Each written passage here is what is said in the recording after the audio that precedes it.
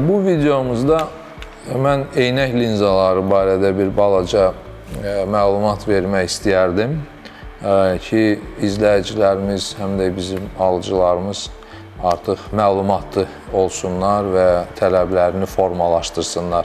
Eynək linzaların istehsalçıdan asılı olmayaraq mahiyyəti eynidir.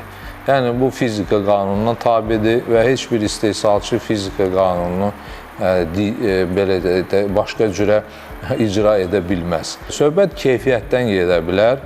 Hal-hazırda əslində dünyada çox istehsalçılarda keyfiyyət qənaət edicidir, yüksəkdir. Qarajda ya nə bilim dizinin üstündə yonulan linzaların keyfiyyəti pis olur, yaxşı olmur. Amma azdan çoxdan istər Çin, istər Türkiyə, istər Rusiya, istər Almaniya, Fransa fərq etmir.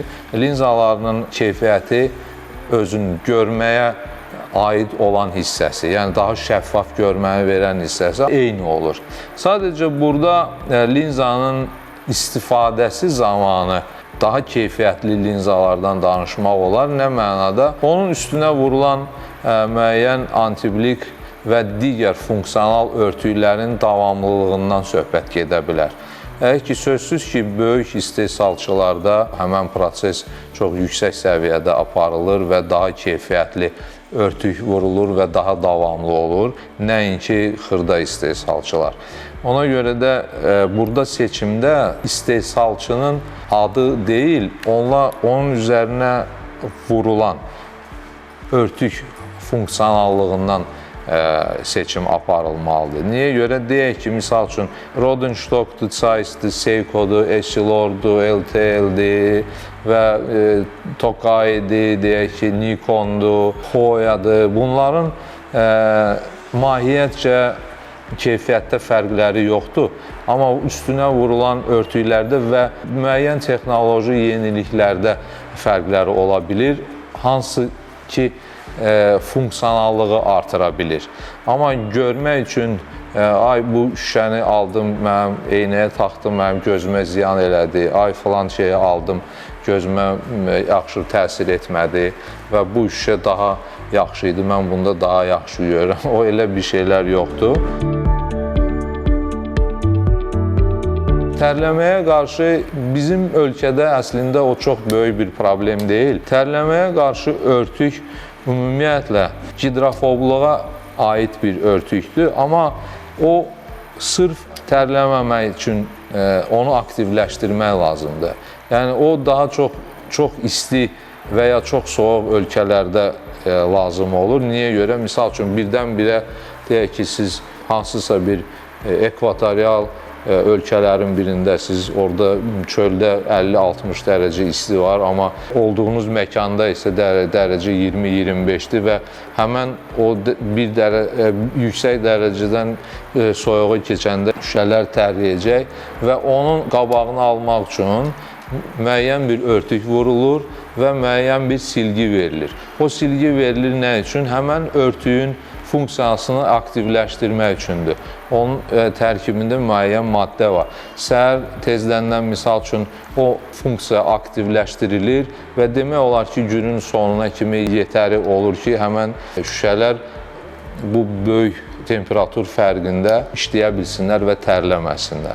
Amma Bakıda adətən, bəli, ola bilir bizim isti havada harsa marketə girmişsiniz, orada kondisioner işləyir ya deyək ki, avtomobildən düşmüşsünüz, isti havaya keçmişsiniz, avtomobildə kondisioner var, siz isti havaya keçirsiniz, ani bir tərləmə ola bilir. Məncə o da normaldır və ondan qoruyan örtük əslində yoxdur, ancaq o var ki, aktivləşdirilsin.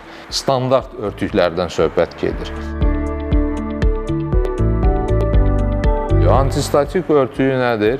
Antistatik örtüyü odur ki, havada olan toz dənəciklərini öz üzərində saxlamır. Yəni, toz gəlib yapışıb linzanın üstündə qalmır.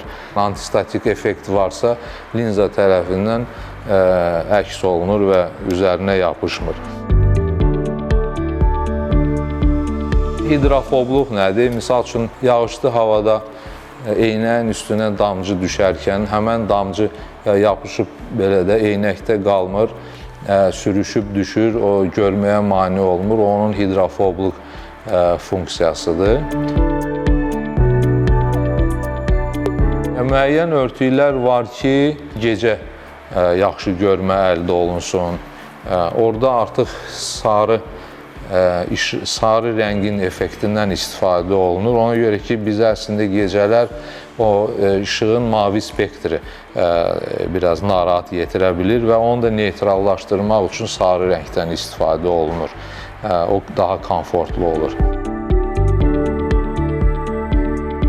Çox dəbdə olan və düzgün anlaşılmayan bir şey də var. Buna blue block şüşələri var. Buna istəyərdim bir balaca diqqətli qulaq asasınız. Mən o blue blockun nə olduğunu burada sizə açıqlayayım. Əslində onun böyük bir hissəsi marketinqdir. Niyə görə? Həmən o şüşənin örtüyü mavi şüalardan qoruyur. Amma mavi şüaların bizə zərəri harda dəyir? O sualı vermək lazımdır. Kompüterin ekranından, telefonun ekranından və ya müəyyən rəqəmsal ekranlardan aldığımız həmən mavi şüaların əslində qabağını ekranın nastroykasında o night mod var ya blue control mod var.